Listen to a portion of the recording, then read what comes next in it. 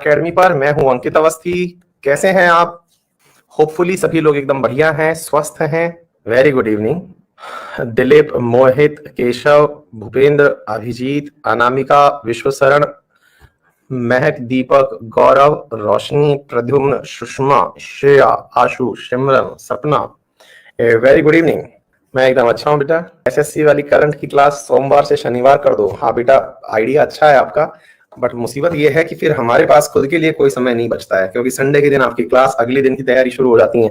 थोड़ा सा समय एक वीकेंड बदला हमारे पास शनिवार शाम का बचता है, इसलिए वो शनिवार की छुट्टी की गई। महेश, बहुत बढ़िया बेटा, शाबाश जी। मोहम्मद इरफान, मैंने वैक्सीन लगवा ली। अनिल पटेल लिख रहे हैं आ भी जाओ। कहाँ आना है बेटा? क्लास में तो आ चुका हूँ, अब कहाँ आना है ये बताओ। अभिषेक भैया, गुड इवनिंग। अभिजीत, बहुत सही सर, आप इम्यूनिटी के लिए खाते कहते हैं, धक्का मुक्की नहीं दोस्तों, सर आ गए हैं। हाँ ये भी सही है। विशाल, हो गया? नहीं सुनीता, जरूरी नहीं है एसएससी के लिए लक्ष्मीकांत को इतना डिटेल में पढ़ना। चलिए बहुत बढ़िया, शुरू करें। All well. इम्यूनिटी के लिए क्या खाते हैं? ऐसा कुछ नहीं है यार। साधारण भोजन खाते हैं आप लोगों की तरह। अच्छा, बहुत बढ़िया। आइए बच्चों, एक बार थम्स अप कर दो, सेशन की शुरुआत की जाए। और जो भी विद्यार्थी नए जुड़े हैं उन सभी का स्वागत। जिन विद्यार्थियों को नहीं पता कि कैसे कंटेंट को डाउनलोड करना है, उन्हें मैं बता दूं कि अनअकैडमी पर आप जो भी कंटेंट देखते हैं, वो सारे कंटेंट के अंदर आपको क्लास के बगल में 3 डॉट्स दिए जाते हैं। उन 3 डॉट्स पर क्लिक करके आप कंटेंट को डाउनलोड कर सकते हैं। ठीक है, अभी मैं दिखाता हूँ आपको डाउनलोड करके, फिर उसके बाद हम आगे बढ़ेंगे।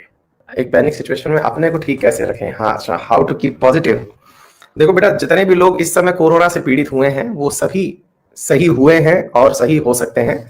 थोड़ी सी साइंस को अगर हम समझ लें तो, और साइंस बहुत बेसिक सी है, और वो बेसिक साइंस ये है, हम लोगों ने अक्सर पढ़ा है, जब भी कोई आपातकालीन सिचुएशन आती है, मैं सुबह वाली क्लास में भी समझाया हूं और आजकल हर क्लास में इस लाइन को दोहराऊंगा, समझाऊंगा, ताकि वो इस बात को अच्छे से समझ पाए और फिर हम क्लास को आगे बढ़ाएंगे। यदि मालूम हो आप लोगों को, तो अपने शरीर में ना एक आपातकालीन हार्मोन होता है, जिसे इमरजेंसी हार्मोन कहते हैं। आपातकाल के समय जो हार्मोन स्रावित होता है, जिसको आप एड्रेनलिन कहते हैं। एड्रेनलिन, जो एड्रेनलिन हार्मोन है, इसकी खासियत क्या होती है? इसकी खासियत ये होती है कि जब ये हार्मोन स्रावित होता है तो ये हमें डर दूर करता है। जैसे कुत्ता पीछे दौड़ने लग जाए, हमें एग्जाम हमारे सामने आ जाए, या कोई भी परिस्थिति हमारे सामने आ जाए, तो ये घबराहट के समय स्रावित होने वाला हार्मोन है जो हमारा शरीर खुद से रिलीज करता है। ठीक है, और ये एड्रेनलिन हार्मोन करता क्या है? जैसे गाड़ी को जब बहुत तेज भगाना होता है तो बहुत तेज रेस मारते हैं ना अपन, तेज रेस मारते हैं, धूम धूम करके निकालते हैं। अगर आपने कभी बाइक चलाई हो, तो बाइक हो या कार हो, जब भी गाड़ी ऐसा लग रहा होता है कि तेज निकालनी है, ओवरटेक करनी है, तो आप बहुत तेज उसको घिस्सा मारते हैं, उसमें वो ज्यादा फ्यूल कंज्यूम करती है। और हमारे शरीर का जो फ्यूल है, वो फ्यूल ऑक्सीजन है। और ऑक्सीजन जो है वो फ्यूल को यूज कैसे करता है? जो हमने खाना खा रखा है, भोजन खा रखा है, उसको बर्निंग में काम आता है ऑक्सीजन। तो ऐसी स्थिति में जब हम कोई आपात सिचुएशन में होते हैं, तो हमारे हार्मोन्स ऑक्सीजन का उपयोग ज्यादा करते हैं। क्यों करते हैं? क्योंकि आपात स्थिति में मेटाबॉलिज्म की रेट बढ़ जाती है, और जब मेटाबॉलिज्म की रेट आपात स्थिति में यानी इमरजेंसी सिचुएशन में बढ़ती है, तो हम लोगों को ज्यादा ऑक्सीजन की आवश्यकता होती है, जिससे हमारी सांस फूलने लगती है। तो आप में से जो भी विद्यार्थी या कोई भी परिवारजन आपके घर में भी अगर कोरोना को लेकर चिंतित है, तो सबसे पहले उसे स्ट्रेस ना समझे, उसे एक बीमारी समझे कि ठीक है बीमारी है तो सही हो जाएगी। स्ट्रेसफुल सिचुएशन में आपके यहाँ जब ये हार्मोन निकलने लगेगा तो वो मेटाबॉलिज्म बढ़ाएगा। उस समय पर आपने जो भोजन ले रखा है उसके लिए ऑक्सीजन की डिमांड बढ़ेगी। ऑक्सीजन पर्याप्त मात्रा में ना मिल पाने के कारण आपकी सांस फूलेगी, आपका ऑक्सीजन लेवल डाउन हो जाएगा। क्यों डाउन हो जाएगा? क्योंकि भोजन को ज्यादा ऑक्सीजन की आवश्यकता है, उतना मिल नहीं रहा है। जितना मिला उसने कंज्यूम कर लिया, तो फेफड़ों के लिए, ब्लड के लिए अभी ऑक्सीजन की कमी है। तो ऐसी स्थिति में आपके नंबर गिरे हुए दिखाई देते हैं। तो आप सबसे निवेदन है कि कोरोना चिंताजनक नहीं है अनटिल अनलेस आप उसे चिंताजनक नहीं बना देते। जो भी लोग आपको हॉस्पिटलाइज हुए दिख रहे हैं, उन्होंने एक लापरवाही ये करी कि जब बिगिनिंग में सिचुएशंस उनके सामने आई, या जिस समय उनको कोरोना सिम्टम्स आए, उन्होंने उस समय उन्हें लाइटली लिया। उन्हें लगा सर्दी खांसी जुकाम है, चल जाएगा काम। तो डॉक्टर का प्रेस्क्रिप्शन तुरंत लेना है जैसे ही बीमारी का पता चले। बेसिक गिनती की 4-5 दवाइयां हैं, हर डॉक्टर उन्हें बता देता है, और बस नियमबद्ध तरीके से अपने आप को शांति देनी है। आराम से ये जंग जीत जाओगे। मैं कोशिश भी कर रहा हूं कि अपने किसी सेशन में जो कोरोना से जीत के लोग निकले हैं उनकी कहानियां आपसे साझा करूं, ताकि आपके अंदर एक सकारात्मक भाव पैदा हो और आपके मन से जो डर है वो खत्म हो। ठीक है। हाँ, और 5G के बारे में आज शाम को 5:30 बजे, मैं 7:30 बजे इशू कर रहा हूं। जो विद्यार्थी ये पूछ रहे हैं कि 5G की टेस्टिंग से कोरोना फैल रहा है, तो मैं उसके बारे में सेशन कर रहा हूं शाम 7:30 बजे, देख लीजिएगा। गजब ही चीज बना दिया है। चले शुरू करते हैं। हाँ जी, तो हमने कहा था आपसे कि मैं मेरे प्रियम्बल के अंदर आप लोगों को कुछ शब्द पढ़ाऊंगा। उन शब्दों में मैंने आपसे कहा था कि 3 शब्द हैं जो मैं आपको बाद में पढ़ाऊंगा, पूरा एक दिन लूंगा पढ़ाने में। वो 3 शब्द पढ़ाने का समय आ चुका है आज। तो हम आइए आपके सामने उन तीनों शब्दों को अच्छे से डिस्कस करते हैं। हाँ, बहुत डिप्रेस्ड कौन है, कौन बालक है ये? विश्वास रंजन, अजीब हो रहा है मेरे साथ, पढ़ाई में मन नहीं लगा। बेटा बिल्कुल परेशान होने की जरूरत नहीं है ना? मैं आपकी परिस्थिति समझ सकता हूँ, इवन मेरे साथ भी बहुत ऐसा होता है। और मतलब जो आप सिचुएशन से गुजर रहे हैं, आपसे ज्यादा परिवार मेरा बड़ा है, क्योंकि मेरे परिवार के आप भी सदस्य हैं। आपको जब परेशानी होती है तो मुझे भी परेशानी होती है। फिर भी सकारात्मक रहने का तरीका यही है कि ये परिस्थितियां हैं और प्रकृति हमारा एक परीक्षा ले रही है, और उस परीक्षा में हमारे लिए एक टास्क दिया हुआ है कि आप आउट हो जाएंगे। एक खेल खेल रही है प्रकृति हमारे साथ, आप आउट हो जाएंगे यदि आपने नियम तोड़े। और नियम है, मास्क लगा के चलना है, सोशल डिस्टेंसिंग रखनी है, और आपको सैनिटाइजेशन का उपयोग करना है। आप आउट हो सकते हैं अगर आपने इनमें से कोई भी नियम तोड़ा। जैसे अपन वीडियो गेम खेलते हैं तो वैसा होता है ना, तो इस समय नेचर हमारे साथ गेम खेल रही है। तो इस नेचर की गेम में आप सभी लोग जो है वो अच्छे से पार्टिसिपेट करिए और डेफिनेटली विनर बन के निकलिए, बहुत प्राउड फील होगा। ठीक है बेटा, आइए। 3 शब्द हैं जो मुझे आपको सिखाने हैं, और वो कौन कौन से हैं? हाँ, अब लास्ट में मैं एक बार बात कर लूंगा सबसे, अदरवाइज बातचीत बहुत ज्यादा हो जाएंगी। प्लीज ध्यान से सुने। 3 शब्द मुझे आज आपको सिखाने हैं। एक शब्द है साथियों समाजवाद। पहला शब्द, मैंने आपसे कहा था कि ये शब्द अक्सर मेरे से बहुत ज्यादा समय मांगते हैं। दूसरा शब्द है मेरे प्यारे साथियों सेक्युलरिज्म, और तीसरा है आरक्षण। ये 3 शब्द पर मुझे आज टिप्पणी करनी है। मैंने पहले ही कहा था, और मैंने ये कहा था कि ये वाली जो चीज है ये बहुत ज्यादा महत्वपूर्ण है ना? चलिए, तो एक एक करके सारी बातों को डिस्कस करते हैं। सबसे पहले हम चर्चा कर रहे हैं समाजवाद की। क्या है आफ्टर ऑल समाजवाद? समाजवाद की क्या है फिलॉसफी, जिसे 42nd कॉन्स्टिट्यूशनल अमेंडमेंट 1976 के माध्यम से हमारे प्रियम्बल में जोड़ा गया। क्या हम पहले समाजवादी नहीं थे? समाजवाद आफ्टर ऑल है क्या, कैसी है ये फिलॉसफी, इसे समझने का प्रयास करते हैं। दूसरा, हम समझने का प्रयास करते हैं सेक्युलरिज्म, जिसे भी बाद में जोड़ा गया था। तो हम समझने का प्रयास करेंगे कि ये सेक्युलरिज्म क्या है, और सेक्युलरिज्म के लिए जो सबसे ज्यादा जरूरी है वो आपको ये समझना है कि भारत में वाकई में धर्मनिरपेक्षता है या पंथ निरपेक्षता है। तो इन दोनों बातों को आप समझने का प्रयास करेंगे कि भारत कैसा देश है, धर्मनिरपेक्ष या पंथ निरपेक्ष। हाँ जी, तो चलिए एक एक करके सारी बातों को समझते हैं। सबसे पहला शब्द है समाजवाद। साथियों, समाजवाद जो है, इसको समझने से पूर्व मैं आपको दो मतलब अलग अलग चीजें और दिखा रहा हूं, सिखा रहा हूं, और वो कौन कौन सी हैं? साथियों, एक चीज है समाजवाद को सीखने से पहले, उसका नाम है मेरे प्यारे साथियों पूंजीवाद, और दूसरी है साम्यवाद। दो टर्मिनोलॉजी है, पूंजीवाद और साम्यवाद। पहले हम इन्हें सीख लेते हैं, और इन्हें सीखने के बाद हम लोग समाजवाद सीखेंगे। ठीक है। पूंजीवाद सरल रूप में कहते हैं कि पूंजीवादियों का शासन। साम्यवाद, साम्य मतलब होता है इक्विलिब्रियम।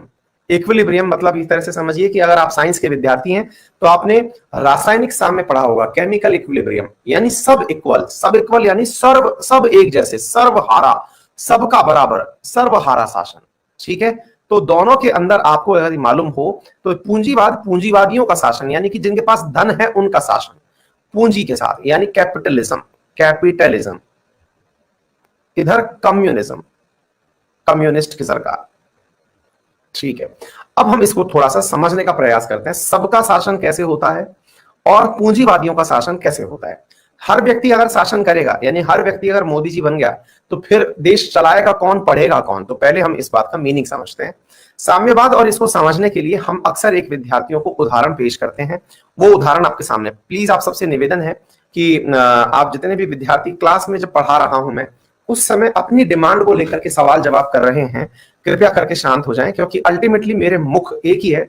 मैं रावण का अवतार नहीं हूं कि मेरे 10 सिर हो, मैं एक से अलग आंसर दे दूं, एक से पढ़ा दूं, है ना? तो आप प्लीज अपने सवालों को अब अंत में पूछ लीजिएगा, है ना? नहीं तो मुसीबत हो जाती है मेरे लिए भी थोड़ी सी ना बेटा। हाँ जी, तो पढ़ा रहा हूं तो पढ़ाते समय पढ़ा ही पाऊंगा, है ना बेटा? चलिए आइए, अब एक विद्यार्थी बफर का राग अलाप दिए हैं, तो एक बार बता दीजिए क्या मैं आप सभी को सुनाई और दिखाई पड़ रहा हूं? एक बार बता दीजिए। हाँ जी, चलिए परफेक्ट है। हाँ जी, सुनते हैं। तो साथियों, अक्सर मैं विद्यार्थियों को जब ये कहानी सुनाता हूं तो मैं अपने घर का उदाहरण लेता हूं। अपने घर का उदाहरण लेता हूं और अपने घर के उदाहरण में मैं अक्सर बताता हूं कि भाई अपने घर में, अपन सबके घर में सब जगह एक ऐसा रूम होता है जहां पर टीवी लगी होती है ना? हाँ, तो हर जगह क्या होता है साथियों, एक घर होता है जहां पर टीवी टीवी लगी होती है, सबके एक टीवी रूम होता है। हाँ जी, एक विद्यार्थी है जो इंग्लिश में लिखने की मांग कर रहे हैं।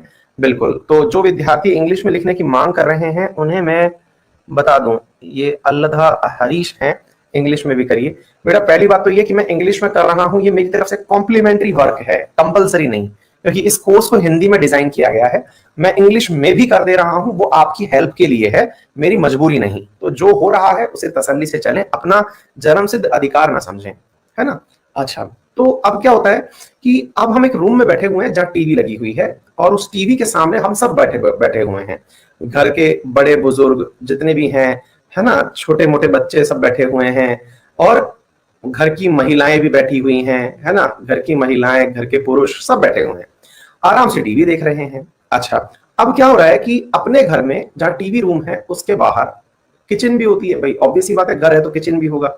तो यहां पर साफ किचन किचन के अंदर अपनी किचन में सारा सामान बहुत बढ़िया तरीके से रखा हुआ है। जैसे क्या क्या रखा हुआ है, जैसे मान लीजिएगा कि किचन में आवश्यक भोजन के रूप में हमारे पास में कच्चा माल बोले तो आपके लिए बहुत बढ़िया से ऑयल रखा हुआ है, जो भी वेजिटेबल्स आपको चाहिए वो रखा हुआ है ना, दाल चावल चीनी जो भी सामान आपके इस कच्चे माल में उपयोग में लिया जाता है, कच्चा माल रखा हुआ है।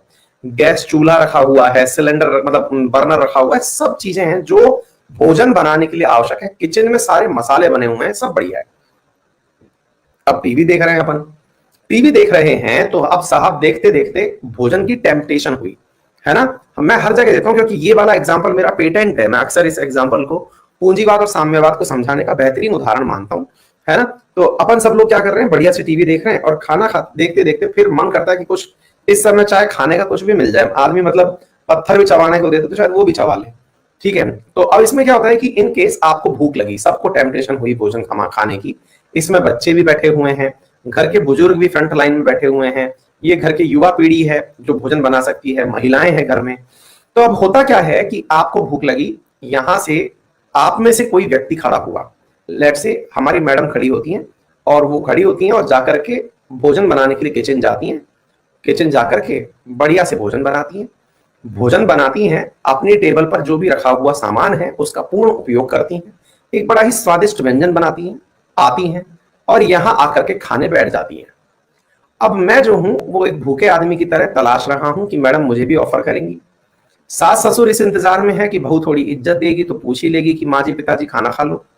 बच्चे सोच रहे हैं कि अब मम्मी लेके आ गई है खाना तो हम खा ही लेंगे, अब तो अपना ही घर है, खा ही लेंगे।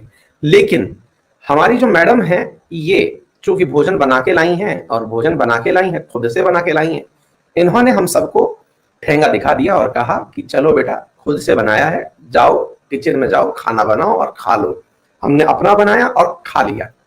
यानी कि इन्होंने अगर भोजन बनाया और भोजन बनाते ही हमें सबको अपनी थाली से दूर भगा दिया कि चलो हो गया तुम्हारा काम, किसी को कुछ नहीं मिलेगा, अब बढ़िया से हम खाएंगे और तुम लोग तमाशे देखोगे। तो हमारे पास देखने के दो नजारे हैं, हम टीवी देखें कि थाली देखें, हमारी हालत खराब है और हम केवल इस बात से परेशान भी हो रहे हैं कि यार ये तो गलत हो गया हमारे साथ। ये व्यवस्था कहलाती है पूंजीवादी व्यवस्था। अब आप पूछेंगे ये कैसी पूंजीवादी व्यवस्था हो गई? हाँ, तो अब इससे इस चीज को समझने का प्रयास करते हैं। किधर? तो इधर देखिए साथियों, पूंजीवादी व्यवस्था कैसे हुई है? व्यवस्था ऐसे हुई कि देश में संसाधन है, देश में संसाधन है और उन संसाधन यानी रिसोर्सेज में जिसके पास कैपेसिटी है, जिसके पास कैपेसिटी है, जिसके पास टैलेंट है, जो रखना जानता है या करना जानता है, वो अपनी क्षमताओं का उपयोग करके, अपनी क्षमताओं का उपयोग करके अपना विकास कर ले। ये पूंजीवादी व्यवस्था है। इसके फायदे क्या हैं? आपको आता था करना, क्या करना आता था? भोजन बनाना आता था, आपने भोजन बनाया, खा लिया। लेकिन इस व्यवस्था में इन जैसे लोगों का तो राज चलता है। राज क्यों? क्योंकि ये प्राकृतिक संसाधनों का भरपूर उपयोग करते हैं। लेकिन जिन्होंने केवल बचपन से लेकर आज तक मैगी बना के खाई है, उनका क्या होगा? उनको तो ये कोई भी जगह यूज की रहेगी ही नहीं। अर्थात देश के प्राकृतिक संसाधनों पर जो समर्थ है उसका तो शासन हो गया, लेकिन हाँ जैसे कि सर है ना, लेकिन आप जैसे लोग जिन्हें भोजन बनाना नहीं आता या जिन्हें प्राकृतिक संसाधनों का दोहन नहीं आता, उन लोगों के लिए तो ये व्यवस्था यूजलेस है। तो ऐसी व्यवस्था में जो सक्षम है, जो पैसे वाला है, जो टेक्नोलॉजी में इंटेलिजेंट है, जो पढ़ा लिखा है, वो तो ग्रो करता है, और गरीब जो है उसका कोई भी ख्याल नहीं रखता। तो हम जैसे जो गरीब बच्चे हैं उनका कोई भी ख्याल नहीं रखता कि भाई जाओ अपना अपना देखो। आ गई बात समझ में? ये हो गया मेरे प्यारे साथियों पूंजीवादी व्यवस्था। जिसके पास टैलेंट है उसने उसका भरपूर उपयोग किया, सभी को समझ में आ गया होगा। आइए दूसरी व्यवस्था सीखते हैं। अब दूसरी व्यवस्था है साथियों साम्यवादी व्यवस्था। पूंजीवादी बोले तो कैपिटलिज्म, कैपिटलिज्म। दूसरी तरफ है साम्यवादी व्यवस्था। साम्यवादी व्यवस्था के अंदर क्या हुआ, अब इसे समझते हैं। ये कम्युनिस्ट विचारधारा जिसे कहते हैं ना, कम्युनिज्म, इसमें क्या होता है। अब दूसरा उदाहरण ये है कि हमने, अब हमारी मैडम जो है ये भोजन बना के लाई और ये भोजन इन्होंने बनाया, टेबल पर रखा, खाने बैठी। हम सब की सब जितना हक से मैडम बना करके भोजन लेकर आई, उतना ही हक से हम सब लोग भी उनकी प्लेट पर पहुंच गए और जाकर के इस भोजन को हम लोगों ने उतने ही हक से खाया। कैसे? भाई हमें भी खाना है, और मैडम मना नहीं कर पा रही हैं। बच्चे कह रहे हैं भाई हमें भी खाना है, ये कह रहे हैं साहब हमें भी खाना है। माताजी पिताजी पूर्ण हक से कि बहू हमें बिना खिलाए कैसे खाना खा सकती हो, ये लीजिए। मतलब ये हुआ कि भोजन बनाए एक, खाने के लिए सब उम्मीदवार, और वो भी हक से। एक चिल्ला रहा है मम्मी रोटी जला दी आपने, सासू माँ चिल्ला रही हैं देख कितना सारा तेल यूज कर लिया तूने, हैं। इधर ससुर जी चिल्ला रहे हैं देख रोटी ठंडी हो गई। पति देव ताना मार रहे हैं फिर वही सब्जी बना दी। मतलब ये हुआ कि एक तो भोजन बनाया और भोजन बना करके सबके अपने अपने डायलॉग सुने। आगे बात समझ में? मतलब ऐसी परिस्थिति के अंदर ये जो घर की गृहिणी है, महिला है, जिसने भोजन बनाया, ये भोजन बनाना प्रेफर करेगी या फिर इसका मन खराब हो जाएगा? मन खराब हो जाएगा, बेकार लगेगा कि यार ये क्या चल रहा है। ये साम्यवादी विचारधारा है। साम्यवादी का मतलब क्या हुआ कि करे एक और भरे सब। मतलब भोजन किया, बनाया एक ने, अधिकार लेने सब पहुंच गए, अधिकार लेने सब पहुंच गए। ऐसी परिस्थिति में क्या हुआ, हम तो कह देते हैं कि परिवार की विचारधारा है, हम तो कह देते हैं कि घर के जितने भी परिवार, हिंदुस्तान के जितने भी परिवार हैं, इसी विचारधारा के कारण फल फूल रहे हैं। लेकिन वास्तविकता में ऐसा है नहीं ना जी। ऐसा हुआ क्या? ऐसा हुआ ये कि जो घर की गृहिणी है वो थोड़े दिन बाद इतनी बोर हो जाती है अपने काम से कि वो कुछ भी क्रिएटिव नहीं करती। आपने अपनी मम्मी को अब तक अगर कोई भी ताना मारा हो, आपका जो सबसे प्रिय ताना होगा हर बच्चे का, मैंने भी मारा है, आपने भी मारा है, हम एक ही ताना मारते हैं अपनी मम्मी को, फिर वही सब्जी बना दी। मतलब रोज यही है ना, फिर वही, भले ही वो रेगुलर नहीं बन रही है लेकिन बस फिर वही। रीजन, क्योंकि हमने उन्हें क्रिएटिव होने का मौका ही नहीं छोड़ा। क्यों? क्योंकि उन्हें पता है कि मैं कुछ भी क्रिएटिव करूंगी इन सबको चट कर जाना है। उनके अंदर, अच्छा होटल पे ऐसा क्यों हो रहा है? होटल पे जिसके पास पैसा है वो जाके खा रहा है, आपको बढ़िया माल खाना है, पैसे दो और खाओ। मम्मी जो काम कर रही हैं वो बिल्कुल सेल्फलेस सर्विस है, उनमें उनको कुछ भी नहीं मिलने वाला। वो आपको पनीर मिलवा दें, बना दें, तो ऐसा कभी नहीं होगा कि आप कह देंगे कि मम्मी सुबह का बना दिया आपने, बहुत बढ़िया, अब शाम का खाना मत बनाना, शाम का हम बना के खा लेंगे। ऐसा हम कभी नहीं करते। ना कभी हम उनकी छुट्टी करते, ना उनको कभी हम आराम देने की बात सोचते। हम लोग खुद सैटरडे संडे ऑफ लेना जानते हैं, हम संडे को ऑफ करना जानते हैं, लेकिन कभी अपनी माँ को ऑफ देना नहीं जानते। हमारी डिक्शनरी में ही नहीं है। हमने जब से उन्हें माँ कहा है तब से हमने समझ लिया कि वो ग्रांटेड हमारी नौकर है, और फिर ताने भी हमारे सारे वही सुनती हैं, है कि नहीं? घर की गृहिणियों के साथ यही तो होता है। तो साम्यवाद के अंदर क्या होता है ना जी, साम्यवाद में सबसे ज्यादा वो व्यक्ति पिसता है जो काम करता है। रुला दिया? नहीं बेटा, सच्चाई है। मतलब हम लोग जिसको सबसे ज्यादा ग्रांटेड लेते हैं ना, वो हमारी माँ है, और हम अपनी माँ के प्रति बिल्कुल भी सिंपैथेटिक नहीं होते। हम जितना रूड अपनी माँ से बात करते हैं, इतना रूड अगर किसी दिन बीवी से जब शादी हो जाए बात करके देखना, 2 चप्पल मारेगी और सेट कर देगी आपको कि बेटा मम्मी के बेटे मत बने रहो, अब बाहर निकलो, अब हम तुम्हारी मां नहीं है। समझे? मतलब मुद्दा ये अपने दोस्तों से जिन्हें आप खुद लोग बनाते हैं, अपनी मेहनत से बनाते हैं, कभी उनसे इतना रूड होकर के बात करके देखना जितना आप अपनी मां से होते हैं। उनकी वो सेल्फलेस सर्विस का कभी भी हम मूल्य नहीं चुका पाते, है ना। और उस चीज के अंदर हम ये समझते हैं मम्मी हमारे लिए कुछ भी बना दे, आप त्योहार वाले दिन 10 मीनू भी बना दे, आप शाम को उनसे उतना ही एक्सपेक्ट करते हो, कभी इस चीज का क्रेडिट नहीं देते। आप में से आपके पापा जो है ना, वो 5 दिन जॉब करके आएंगे, सैटरडे संडे वो फैल करके चद्दर की तरह बेड पर लेट जाएंगे, है ना। वो ये समझेगी कि मैंने तो मेरा काम कर दिया। तो भैया आपने काम कर दिया तो एक दिन माता जी का भी होना चाहिए ना वीक में, जिस दिन वो भी चद्दर पे फैल कर लेट सकेंगे, हाँ भैया अपना काम हो गया, आज तुम लोग काम संभालो, है ना। तो ये खैर परिवार की चीजें हैं, डिस्कस करने वाला मुद्दा नहीं है, लेकिन सोचना जरूर चाहिए। साम्यवाद का सबसे बड़ा कारण यही है। साम्यवाद में सबसे बड़ा मुद्दा यह है कि जो भी संसाधन थे उन पर सबका अधिकार हो गया, दैट इज सर्वहारा। ऐसी स्थिति में क्रिएटिविटी को जगह नहीं मिलती। क्रिएटिविटी को जगह नहीं मिलती का मतलब यह हुआ कि जैसे आपको एक जैसा भोजन खाने को रोजाना मिल रहा है, वैसे ही साम्यवाद में होता है कि जो भी टैलेंटेड आदमी है वो काम करना ही नहीं चाहता। वो टैलेंटेड आदमी जो है वो काम करना ही नहीं चाहता। क्यों नहीं करना चाहता? वो इसलिए नहीं करना चाहता कि यार मैं करूंगा, मेरा क्रेडिट इसको मिलना है। जैसे सरकारी ऑफिस में होता है, जैसे सरकारी ऑफिस में होता है। सरकारी ऑफिस में क्या होता है? सरकारी ऑफिस में सिस्टम सिंपल सा होता है, आप कितने भी पढ़े लिखे, देखिए इंडिया का सबसे टैलेंटेड व्यक्ति एक सरकारी ऑफिस में जाता है। मतलब सरकारी नौकरी में जब इतने सारे बच्चे परीक्षा देते हैं तो सेलेक्ट होकर के वहां पहुंचता है, जो आप में से इतने सारे बच्चों में से सेलेक्ट होकर पहुंचता है। लेकिन वो एक दीवार पर पड़ी हुई पीक के निशान को भी हटवाने के लिए ऑर्डर नहीं देता। बहुत बढ़िया स्मिता, बहुत बढ़िया बेटा, शाबाश। अगर दीवार पर कहीं गया और दीवार पर पीक पड़ी हुई है, किसी ने थूक रखा है, वो उसको भी हटाने का आदेश नहीं देता।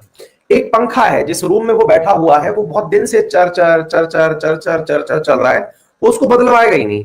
उसके कमरे में गंदा कलर हो रखा है, उसकी कुर्सी टूटी अवस्था में पड़ी है, टेबल व्यवस्थित नहीं है, उसमें मुश्किल से अगर उसका घर रहा होता तो 10,000 रुपए में वो सारा काम चमका जाता, लेकिन वो नहीं करवाएगा। क्यों नहीं करवाएगा? साम्यवाद। क्योंकि सरकारी कल्चर में दिक्कत यह है कि ये मैं कर दिया तो इसका लाभ मुझे ही थोड़ी मिलेगा, कल को कोई और बाबू आके बैठ जाएगा, मैं कहां कहां लगाऊंगा 10,000 10,000। पान इसने थूक दिया, मैंने हटवा भी दिया, तो मुझे क्या मिल जाएगा? तो जो सरकारी सिस्टम है, प्राइवेट वर्सेस सरकारी में क्या अंतर है? प्राइवेट में आपको क्रेडिट मिलते हैं, पूंजीवाद में आपको क्रेडिट मिलते हैं, साम्यवाद में आपको क्रेडिट नहीं मिलते। सरकारी व्यवस्थाएं क्या है? सरकारी व्यवस्थाएं साम्यवादी व्यवस्थाएं हैं, जहां पे टैलेंट की कद्र नहीं है। टैलेंट की कद्र क्यों नहीं है? क्योंकि टैलेंटेड आदमी ने अगर कुछ भी सुधार दिया तो उसको 6 महीने बाद तो ट्रांसफर हो ही जाना है और वापस उसको वहां आना नहीं है, तो फिर वो क्यों पैसा खर्च करे? और इसी आधार पर सबसे गंदी स्थिति में भारत के सरकारी कार्यालय होते हैं। आज मैं एक ऐसी मतलब बहुत सारे मेरे दोस्त प्रशासक हैं, उनके साथ कहीं कई बार जाने आने का मौका मिलता है, तो मैं एक दिन देख रहा था कोई ऐसा ही एक विवादित स्थान था जिस पर जेसीबी का इंतजार हो रहा था, है ना, जेसीबी का इंतजार हो रहा था। और वहां पर मैं देख रहा हूं कि कम से कम 50 प्रशासनिक लोग खड़े हुए हैं, पुलिस वाले खड़े हुए हैं, एडमिनिस्ट्रेशन खड़ा हुआ है, और एक जेसीबी का इंतजार हो रहा है जो 500 से 1000 रुपए घंटे में आ जाती है।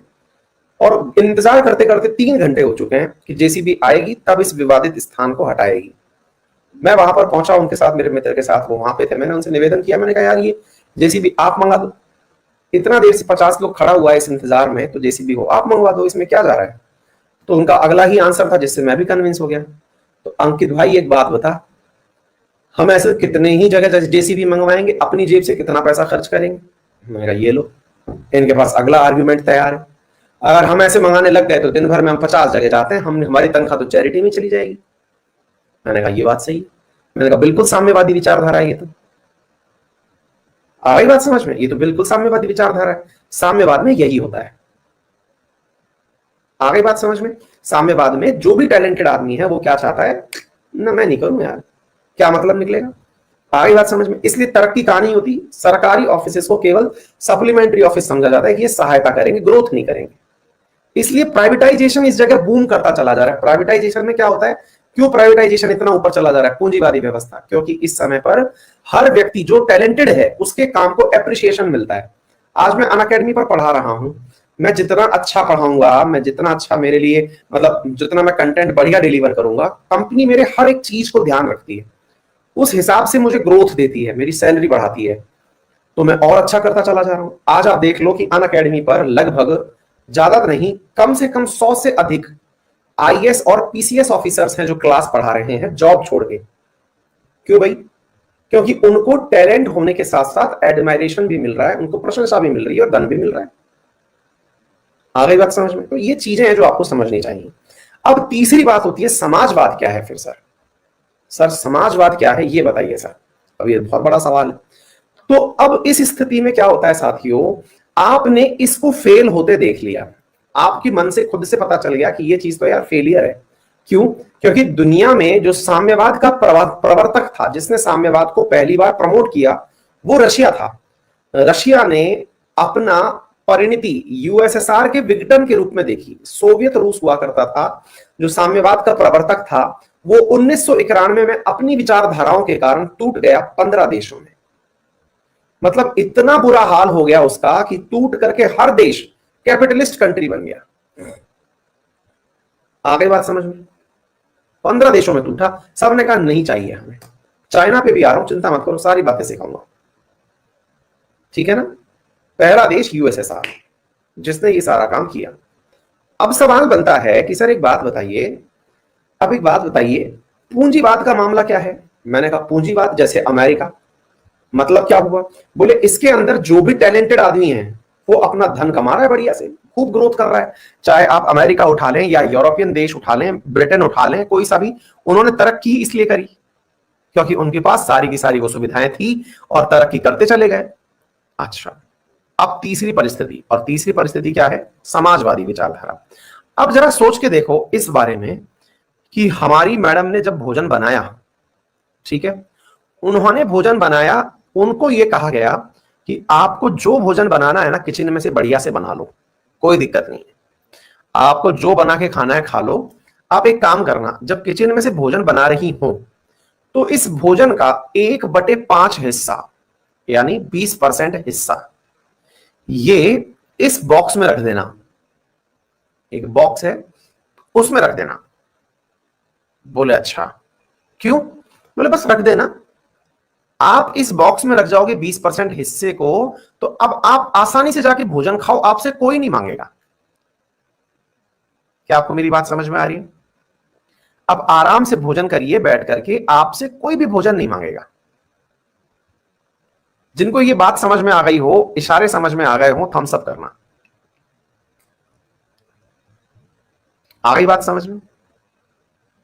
फिर आप पूछेंगे कि सर ये जो 20% का बॉक्स रखवाया आपने, ये क्या था? टैक्स था? कर था? अच्छा, तो सर फिर एक बात बताइए, इस टैक्स का उपयोग क्या होगा? मैंने कहा मतलब? फिर सर करेंगे क्या इस टैक्स का? आप इस 20% का करेंगे क्या? मैंने कहा इस 20% का, इस 20% का मैं आप लोगों में बंटवारा कर दूंगा। गरीबों को इतना परसेंट, बुजुर्गों को इतना परसेंट, बच्चों को इतना परसेंट, और जो मेरे जैसे धरती पे बोझ हैं इनको इतना परसेंट मैं डिस्ट्रीब्यूट कर दूंगा। तो बोले आप कौन? मैंने कहा मैं सरकार। बोले आप कौन? मैं सरकार। बोले अच्छा, आप जैसे लोगों को सरकार डिस्ट्रीब्यूट कर देगी? जी हां। आ गई बात समझ में? तो भोजन की कहानी समझ में आ गई। बट सर एक बात बताओ, मैडम तो अकेली 80% यूज कर ले गई, फिर ये 20% में इसमें इनका क्या होगा? हाँ ये तो सही बात है। तो बेटा बात यह है कि यहां पर जितने भी जो 80% करने वाले लोग हैं वो बहुत ज्यादा हैं। मतलब एक परिवार के अंदर बहुत सारे लोग ऐसे हैं। अब जैसे मैं मेरे परिवार के अंदर बताऊं, कुल 6 सदस्य हैं इंक्लूडिंग बच्चा पार्टी, उनमें से 4 लोग टैक्स देते हैं। मैं, मेरी वाइफ, मेरी मां, मेरे पापा सब टैक्स पे करते हैं। अधिकांश जो घर हैं उनमें 2 लोग तो टैक्स दे ही रहे हैं अगर 6 का परिवार है तो इस तरह से क्या हुआ? इस तरह से वो टैक्सेशन उपयोग में बहुतों के आ गया। क्या आपको मेरी बात समझ में आ गई? बात को, मुद्दे को समझने का प्रयास करिए जो मैं समझाने का प्रयास कर रहा हूं। ये जो तीसरी चीज मैंने आपको बताई है, यही समाजवाद है। तो समाजवादी विचारधारा क्या है? तो एक प्रकार से यूं समझिए आप कि ये पूंजीवाद और साम्यवाद उसका मिक्सचर है। बोलो, डन हो गया? जिसमें पूंजीवादी यानी जिसके पास टैलेंट है, जैसे अडानी, अंबानी, टाटा, बिड़ला, जिनके पास टैलेंट है, वो सरकार के संसाधनों का, चाहे फिर वो देश के तेल का संसाधन हो, कोयले के हो, लोहे के हो, इस्पात के जो भी हो, उन सबका दोहन करते हैं और अपनी कमाई का 30-30% तक टैक्स देते हैं। वो टैक्स देते हैं और उस टैक्स की वजह से सरकार जो है वो लोगों को फ्री इंजेक्शन लगवा रही है, लोगों के लिए फ्री स्कूल्स डेवलप करवा रही है, इस प्रकार की व्यवस्थाएं जो सेना के लिए जरूरी हैं वो वेपन्स खरीद रही है, कम्युनिकेशन का सिस्टम डेवलप कर रही है, एयरपोर्ट्स का विकास कर रही है, ब्रिजेस का निर्माण कर रही है। ये सारे कार्य देश के लिए किए जा रहे हैं। आ गई बात समझ में? फिर आप सवाल पूछेंगे तो सर एक बात बताइए, तो यूएसएसआर ने फिर क्या अपनाया? जो यूएसएसआर था उसका विघटन हुआ, हमने तो ये चीज अपना ली, तो ये व्यवस्था थी किसकी? समाजवादी व्यवस्था। असल में ये व्यवस्था कहीं से ओरिजिन रखती ही नहीं है, क्योंकि कभी भी जो पूंजीवादी देश थे वो वास्तविकता में पूरे पूंजीवादी बने ही नहीं। मतलब क्यों? अमेरिका में मेरे प्यारे साथियों, ये पैसे वालों से तो खूब ज्यादा काम करवाते हैं, लेकिन सरकार पैसे वालों से टैक्स वसूल करके बहुत सारे लोगों को फ्री रोजगार, फ्री स्वास्थ्य, फ्री एजुकेशन जैसी व्यवस्थाएं उपलब्ध करवाती है। यानी कि अमेरिका भी अब पूरी तरह कैपिटलिस्ट कंट्री नहीं है। अब आप में से कई लोग पूछेंगे कि सर फिर तो कोई भी दुनिया का देश पूरी तरह कैपिटलिस्ट हुआ ही नहीं, जहां पर किसी अन्य को तड़पते हुए छोड़ दिया हो और किसी एक ने अपना घर भर लिया हो। बिल्कुल सही कह रहे हैं। अब जो होता है वो परसेंटेज के आधार पर होता है। परसेंटेज बोले तो पूंजीवाद कैरेक्टर ज्यादा है कि साम्यवाद कैरेक्टर ज्यादा है, बस इतना। हो तो सभी देश साम्य समाजवादी रहे हैं। यानी कि इस आधार पर अब हम कहते हैं राइट और लेफ्ट, कि हाँ भाई आप राइट साइड झुके हुए हो कि लेफ्ट साइड झुके हुए हो तो सभी समाजवादी है। तो अमेरिका भी अब समाजवादी, लेकिन उसमें ज्यादा लोग खुद से कमाने वाले हैं, सरकार पर डिपेंडेंट कम है। सरकार पर डिपेंडेंट कम है। अधिकांश जो मेजॉरिटी ऑफ द पॉपुलेशन है वो खुद सेल्फ रिलायंट है, आत्मनिर्भर है। वो सरकार के द्वारा 2 रुपए किलो गेहूं, 1 रुपए किलो चावल में नहीं काम कर रही है। वो सरकार के द्वारा मनरेगा मजदूरी का इंतजार नहीं कर रही है। वो सरकार से आयुष्मान भारत का इंतजार नहीं कर रही है। आज इस क्लास में अधिकांश बच्चे जो बैठे हुए हैं, शायद ही उनमें से कोई 1 रुपए किलो गेहूं लेने के लिए लाइन में जाता होगा। शायद उनमें से कोई ही व्यक्ति ऐसा होगा जो मनरेगा में मजदूरी करता होगा। क्यों? क्योंकि अल्टीमेटली क्या है, वो इस तरह के परिवार से बिलोंग कर रहे हैं जहां पर वो खुद से समर्थ हैं। जब ऐसे लोगों की संख्या बढ़ने लगती है तो कंट्री ऑटोमेटिक पूंजीवाद प्रभावी हो जाता है, क्योंकि ऐसी स्थिति में जो लोग हैं उनके देश में सरकार को जिनकी केयर करनी है वो लोग कम हैं। आ गई बात समझ में? अब रिवर्स चलते हैं, साम्यवादी की तरफ चलते हैं साथियों। साम्यवादी में क्या है, अब उसकी बात समझ लीजिएगा। क्या सर अभी कोई देश प्रॉपर तरीके से साम्यवादी है?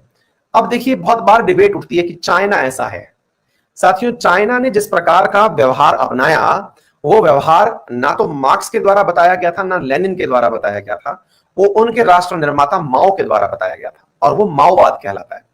माओवाद बहुत सख्त साम्यवाद है। सख्त साम्यवाद का मतलब ये है कि सरकारें जो हैं वो जो भी लोग कैलिबर वाले हैं उनको टारगेट दे दे करके काम करवाएगी। भाई साम्यवाद फेल कहां मारता है? साम्यवाद फेल तब मारता है जब किसी के अंदर कुछ करने का पोटेंशियल ना बचे। अब मान लीजिए कि सरकारी ऑफिसेज को अगर काम पर करवाना हो, सरकारी कर्मचारी जिस दिन आप बन जाएं और आपको मैं कहूं कि काम करना है आपको काम पर ले जाने का मेरा तरीका सबसे बेस्ट क्या हो सकता है? मैं आपको टारगेट दूं। टारगेट कैसे दूं? कि आपको इस महीने की तनख्वाह तभी मिलेगी जब आप अपने जॉब के अलावा 5 एडिशनल ऐसे काम करेंगे जिसमें कि ये लगे कि हां ये काम आपने हट के किया। टारगेट दे दिए जाएं। जैसे जैसे हमारे राजस्थान में टीचर्स को टारगेट दे दिए गए, जो गवर्नमेंट टीचर्स है ना, स्कूल वाले, उनको टारगेट दे दिया गया कि 12th में इतना % रिजल्ट नहीं आया अगर आपकी स्कूल से, तो हम आपकी सैलरी का इतना % काट लेंगे। आ गई बात समझ में? गवर्नमेंट टीचर्स की बात बता रहा हूं, 12th में इतना परसेंट नहीं आया तो सो कॉज नोटिस दे देंगे आपकी, उसके अंदर हम एक लाइन खींच देंगे। तो अब बताओ आप, तो मोटिवेशन दिया जा सकता है ना बेस्ट आइडिया। ऐसा काम जो है वो चाइना करवाता है। चाइना क्या करवाता है, तुमको साम्यवादी विचारधारा, कैपिटलिस्ट विचारधारा की ही परवरिश करते हुए चलना है, लेकिन टारगेट है इतना काम करना ही है, इस काम को करने के बाद ही तुम्हारी जो नियत तनख्वाह है वो मिलेगी। इसलिए वहां की सरकार सबसे ज्यादा प्रभावी है, इसलिए वहां की सरकार सबसे ज्यादा प्रभावी है। सरकार ने अगर कहीं कोई कंपनी बना दी, इसलिए वहां की जो हुआवे है उसको भी सरकारी कंपनी तो कहा जाता है कि ये सरकारी कंपनी है। सरकारी कंपनी क्यों कहा जाता है, क्योंकि उस सरकार ने टारगेट दे दिया कि इतने दाम में ये चीज बना के देनी है। अब चाहे तुम 8 घंटे काम करो, 10 घंटे काम करो। आ गई बात समझ में बेटा, सब चीज के प्लस माइनस है। तो भारत ने जो अपनाया वो बीच का रास्ता था। ना तो हमने एक्सट्रीम पूंजीवाद अपनाया, ना हमने एक्सट्रीम समाज साम्यवाद अपनाया जो यूएसएसआर के पास हुआ करता, ना हमने चाइना की फिलॉसफी अपनाई, हम अपना ही राग अलाप दिए, दैट इज समाजवाद। उम्मीद है आप लोगों को समाजवाद समझ में आ गया होगा।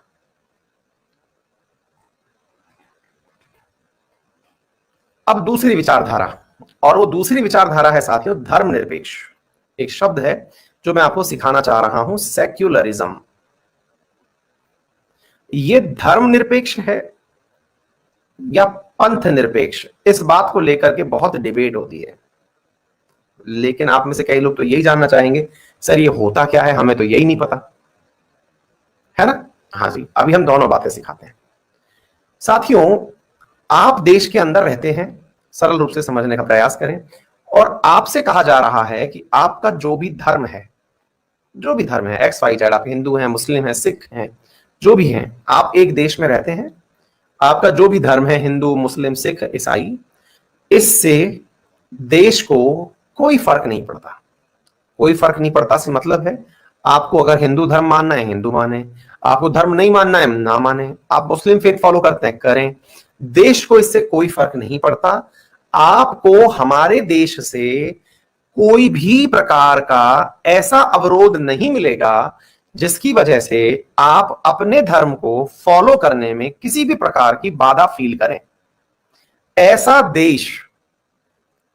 देश सेक्युलर कंट्री कहलाता है। मतलब वो देश जो ना तो किसी धर्म का प्रमोशन करता है, ना ही किसी को धर्म मांगने से रोकता है, सेक्युलर कहलाता है। लेकिन ये सेक्युलर दो प्रकार का होता है। कैसा सेक्युलर? एक होता है सकारात्मक सेक्युलर और एक होता है नकारात्मक सेक्युलर। अब ये क्या मीनिंग होता है, आइए मैं आपको बताता हूं साथियों, फिर मैं इस बात पर आऊंगा धर्मनिरपेक्ष और पंथ निरपेक्ष। तो पहले दो शब्द सीख लेते हैं। सकारात्मक सेक्युलर एक ऐसी सेक्युलर व्यवस्था, एक ऐसी व्यवस्था जिसमें राज्य यानी जो जिस देश में आप रह रहे हैं वो देश ये कहे अपने रहवासियों से कि आपको जो भी धर्म फॉलो करना है करिए, मैं आप लोगों को जो आवश्यक सुविधाएं होंगी वो भी उपलब्ध कराने का प्रयास करूंगा। फिर से समझिए, मेरा खुद का कोई धर्म नहीं है, मतलब मैं बीइंग एन इंडिया, मेरा खुद का कोई धर्म नहीं है, ना मैं हिंदू हूं, ना मैं मुस्लिम हूं, ना मैं सिख हूं, ना मैं ईसाई हूं। लेकिन आपको अगर गुरु तेज बहादुर की जयंती मनानी है तो मनाने के लिए मुझसे अगर आपको चाहिए कि मैं कोई सुविधा उपलब्ध कराऊं तो मैं कराऊंगा। आपको रमजान का पर्व मनाना है, आपको चाहिए कि रात को मार्केट खोला जाए, बिल्कुल खोलूंगा। आपको दिवाली पर त्योहार मनाना है तो मनाइए, आपको रात को लाइट चाहिए, इलेक्ट्रिसिटी 24/7 डे चाहिए, बिल्कुल उपलब्ध करवाऊंगा। आपको जिंगल बेल क्रिश्चियन के वो बनाना है, क्या कहते हैं उसको, क्रिसमस डे बनाना है, बनाइए, मैं उस दिन छुट्टी कर दूंगा, आराम से छुट्टी बनाइए। आ गई बात समझ में? आ गई बात समझ में? कहने का मतलब क्या हुआ? कहने का मतलब हुआ देश कह रहा है कि आपको जो मुझसे चाहिए ले लो, आप अपने धर्म का अच्छे से पालन करो। सकारात्मक, हर किसी का प्रमोशन करना आपको चाहिए, आप बताओ मुझसे क्या। लेकिन यदि आप ये एक्सपेक्ट करो कि भाई इस देश में मेजोरिटी में हिंदू रहते हैं तो मैं केवल हिंदुओं की ही बात सुनूंगा, ये गलत हो जाएगा। क्या आपको मेरी बात समझ में आ गई?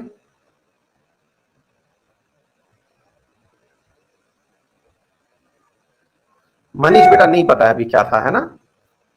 आई बात समझ में आप लोगों को मेरी? मैंने क्या कहा आपसे?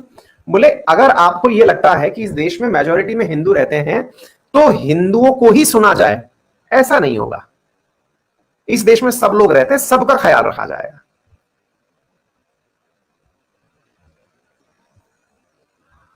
डन?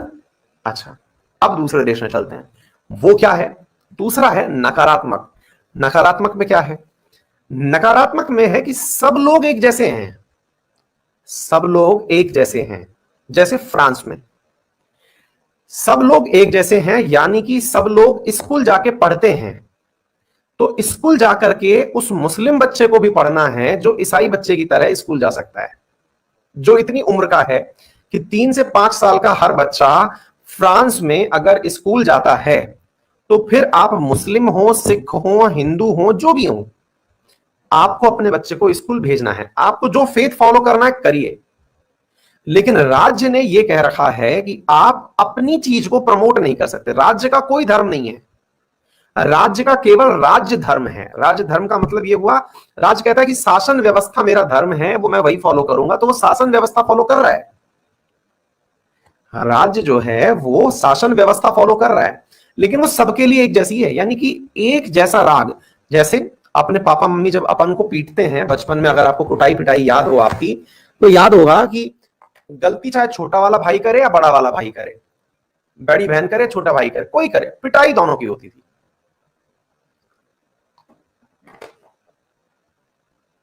वहां ये नहीं सोचा जाता था कि बड़ा कौन है छोटा कौन है। अभी भी हो जाती है, बिल्कुल कोई फर्क नहीं पड़ता, सब बराबर होते हैं। मतलब वो एक प्रकार का ऐसा सेक्युलरिज्म है जिसमें कि इस बात का मतलब ही नहीं रखा जाता कि ये छोटा है तो इसको कम पिटाई बने ना। फिर ऐसे में बड़े को बहुत फायदा होता है, वो तो बड़ा है तो झेल सकता है, छोटे को बेचारे को नुकसान होता है। क्यों? क्योंकि वो तो अभी छोटा है, उसको 4 लपड़ खाने की आदत ही नहीं है, लेकिन 4 उसके भी पड़ गए, है कि नहीं? और पापा जो है वो न्याय कर दिए। अब ये न्याय समझ में नहीं आता। किसको समझ में नहीं आता? छोटे को समझ में नहीं आता, बड़े को तो बहुत अच्छा लगता है। मतलब समझ रहे? मेजॉरिटी को तो अच्छा लगता है, माइनॉरिटी को इसमें इनसिक्योरिटी आती है, जैसा फ्रांस में हो रहा है। आपने तो न्याय बराबर कर दिया, आपने तो न्याय बराबर कर दिया, लेकिन उस देश में जो माइनॉरिटी में है उसको आपका न्याय पसंद नहीं आया, क्योंकि आपका न्याय समानता पर आधारित नहीं है। आपने मेरे लिए सोचा ही नहीं, फिर आपने मेरे लिए सोचा ही नहीं ना कि मुझे, मेरी क्या रिक्वायरमेंट है। भाई मेरे धर्म के लिए आवश्यक है कि मेरा बच्चा मदरसा में जाकर के एजुकेशन ले। आपने कह दिया कि नहीं, मदरसा में जाएगा ही नहीं, वो इंग्लिश मीडियम स्कूल में पढ़ेगा। तो ये तो आप उनकी फिलॉसफी फॉलो करवा रहे हैं। तो सरकार बोल रही है नहीं नहीं, मेरी फिलॉसफी है ये, पापा का न्याय। आ गई बात समझ में? बोलिए। बुर्का बैन कर दिया कि भाई इस पूरे देश के अंदर कोई भी व्यक्ति मुंह ढक के नहीं चलता, तो आप भी नहीं चलेगा। तो बोलिए, बात समझ में आ गया? तो ये हो गया नकारात्मक ये सेक्युलरिज्म। अब सवाल बनता है सर इसकी हिंदी, सेक्युलरिज्म तो अंग्रेजी शब्द है, हिंदी क्या है? हिंदी इंडिया के अंदर बहुत ज्यादा परेशान करती है, क्योंकि हिंदी के अंदर कुछ किताबें लिखती हैं धर्मनिरपेक्ष, कुछ किताबें लिखती हैं पंथ निरपेक्ष। मतलब हमारे देश के अंदर जो देश है वो कहता है कि भाई मैं किसी को धर्म के आधार पर सेपरेट नहीं करता, यानी मेरे यहां पर कोई भी व्यक्ति धर्म के आधार पर अलग नहीं है। आप हिंदू हो, मुस्लिम हो, सिख हो, ईसाई हो, आपको जो भी करना है, राज्य जो है वो आपके लिए व्यवस्था करेगा। राज्य आपके लिए व्यवस्था करेगा से मतलब हुआ कि राज्य को आपको जो सुविधाएं चाहिए दें। आपको हज यात्रा पर जाना है, आपके लिए अलग से बुकिंग की व्यवस्था हम करवाएंगे। आपको कैलाश मानसरोवर यात्रा पर जाना है, आपके लिए बातचीत हम करेंगे। आपको पाकिस्तान जाना है, आपको वो कौन सा कॉरिडोर बना है अभी, वो ननकारा साहिब साला कौन सा है वो, भूल गया, मिस कर गया, करतारपुरा कॉरिडोर जो बना है, बोले आपके लिए कॉरिडोर की बात हम करेंगे, हम बना करके देंगे आपको जहां जाना है। आ गई बात समझ में? सरकार कह रही है कि आप बताओ आपको क्या चाहिए, आपको आपका रिलीजन फॉलो करने के लिए जो चाहिए हम देंगे। तो फिर सवाल बनता है कि सर फिर हमने धर्म निरपेक्षता और पंथ निरपेक्षता में कंफ्यूजन क्यों किया? हाँ, अब ये मैं बताता हूं। कंफ्यूजन यूं है कि हमारी जो वास्तविकता में व्याख्या है ना धर्म की, धर्म की व्याख्या है ध्रुव धातु से। ध्रुव, ध्रुव जो है ऐसे लिखा जाता है, हिंदी वाले थोड़ा जानते होंगे इसको। तो ध्रुव धातु कहती है जिसे धारण किया जा सके। धारण किया जा सके का मतलब हुआ मेरा धर्म है शिक्षक धर्म। शिक्षक धर्म है मेरा। मेरा धर्म क्या है कि मैं आपको अच्छे से शिक्षा दूं। आपका धर्म है छात्र धर्म, कि आप जब पढ़ रहे हो तो केवल पढ़ रहे हो, बाकी चीजें ना करें। जो शासन कर रहे हैं उनका राजधर्म है, जो पेरेंट्स हैं उनका मतलब पितृ धर्म है। सबका अपना अपना धर्म है। हमारे यहां धर्म का अर्थ कर्म से होता है। हमारे यहां धर्म का मतलब हिंदू मुस्लिम सिख ईसाई से नहीं होता है। हमारे यहां धर्म ड्यूटी है, कर्तव्य है। आ गई बात समझ में? तो आप मुझे मेरी ड्यूटी से विमुख नहीं कर सकते। अर्थात जो धर्मनिरपेक्षता है वो वास्तविकता में धर्मनिरपेक्षता है ही नहीं। तो फिर क्या है? वो पंथ निरपेक्षता है। हिंदू मुस्लिम सिख ईसाई जो हैं हमारे यहां पर वो सेक्ट्स हैं, पंथ हैं। उन्हें इंग्लिश में सेक्युलरिज्म बोला जा रहा है। अब हमारे यहां दिक्कत क्या है कि हम लोग मुस्लिम धर्म, सिख धर्म, हिंदू धर्म ये शब्द बोलते हैं, जो कि गलत है। ये पंथ हैं, मजहब हैं, सेक्ट्स हैं, SECTS सेक्ट्स। धर्म क्या है? धर्म तो हर चीज का धर्म है। एक खिलाड़ी का धर्म है देश के लिए खेले तो वो खेले। आ गई बात समझ में? बोलिए। तो हमारा देश पंथ निरपेक्ष देश है, धर्म निरपेक्ष देश नहीं है। लेकिन बहुत सारी पुस्तकों में इस धर्म का, इस शब्द का जो मीनिंग है ना, ये बहुत ज्यादा स्लैंग वर्ड में धर्मनिरपेक्ष लिख दिया जाता है। लेकिन आप लोग सेक्युलरिज्म जहां लिखा आ जाए उस चीज को मान के चलिए। जब भारत की बात हो रही हो तो वो पंथ निरपेक्षता की बात कर रहा होता है। अक्सर में ये सवाल बहुत सारी किताबों में, बहुत स्टैंडर्ड टेक्स्ट बुक में भी कई जगह धर्मनिरपेक्ष लिखा मिल जाएगा, कई जगह पंथ निरपेक्ष लिखा मिल जाएगा। लेकिन आप लोग क्या कीजिएगा कि मतलब सेक्युलरिज्म शब्द को पकड़ के चलिए। हमने सेक्युलरिज्म अपनाया था। हमारे देश में तो ये दोनों एक ही हो रखे हैं। वास्तविकता में पंथ निरपेक्ष ज्यादा ब्रॉडर टर्म है, धर्मनिरपेक्ष छोटी चीज है।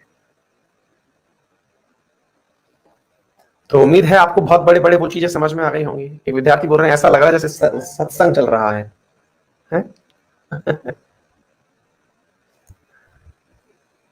एक विद्यार्थी लिख रहे हैं, कुंवर जी मैं पिछले 3 महीने से आपके रिकॉर्डेड क्लास अटेंड करता हूं, लाइव नहीं आ पाता। आज आपके स्पेशल थैंक्स करने आया हूं, ब्लेस फील करता हूं आपसे पढ़ के। थैंक यू बेटा कुंवर, बहुत बढ़िया, थैंक यू सो मच यार। नमन पूछ रहे हैं गांधी जी किसको चाहते थे, कैपिटलिस्ट को या साम्यवाद को, और उनके अगेंस्ट लोग क्या चाहते थे? नमन थोड़ा बड़ा सवाल है लेकिन सीख लो, आपने सही जगह पे पूछ लिया। बेटा गांधी जी ट्रस्टीशिप चाहते थे। ट्रस्टीशिप, वो एक नई विचारधारा लेके आए थे टॉल्स्टॉय से प्रभावित होकर।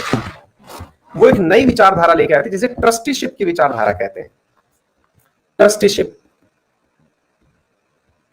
ये एक नई विचारधारा थी जो गांधी जी चाहते थे। इसमें क्या था? गांधी जी इसमें यह कहा करते थे कि जो काबिल है, ध्यान से सुनिए, जो काबिल है यानी कि जिसके पास टैलेंट है वो खूब कमाए। क्या आपको मेरी बात समझ में आ रही है? जो काबिल है वो खूब कमाए, लेकिन जब कमा करके जब अधिक धन कमा ले तो अपने उपयोग लायक धन को अपने पास रखे, बाकी जो चीजें हैं वो राज्य को सौंप दे ताकि राज्य उन्हें गरीबों को दे सके। गांधी जी ने टैक्सेशन की अवधारणा को प्रमोट नहीं किया। गांधी जी ने विनोबा भावे की तरह, जो कि भूदान कार्यक्रम चलाने वाले थे, उनकी तरह चीज को प्रमोट किया। क्या? कि भाई आप केवल इतना सा करिए कि आपने जितना कमाना है। यही कारण है ना कि वो क्या कहते हैं, घनश्याम दास बिड़ला जो है उनको गांधी जी अपना 5वां पुत्र कहते थे। ठीक है, टाटा वगैरह, गांधी जी ने इनको खूब प्रमोट किया था कि भाई जिनको अपने पास में धन रखना है, जितनी जरूरत है उतना शब्द रखिए, उतना धर्म रखिए, धन रखिए, बाकी जो धन है वो उन लोगों को दे दीजिए। हाँ, जमनालाल बजाज को सॉरी, क्लियर?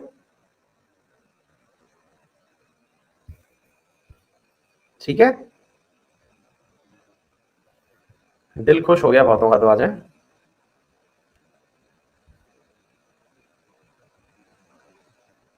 हाँ, प्रशांत ने कहा कि दंगे इसलिए होते हैं क्योंकि सेक्युलरिज्म में किसी एक धर्म को फेवर कर दिया जाता है। बिल्कुल, वो सबकी मान्यताएं हैं।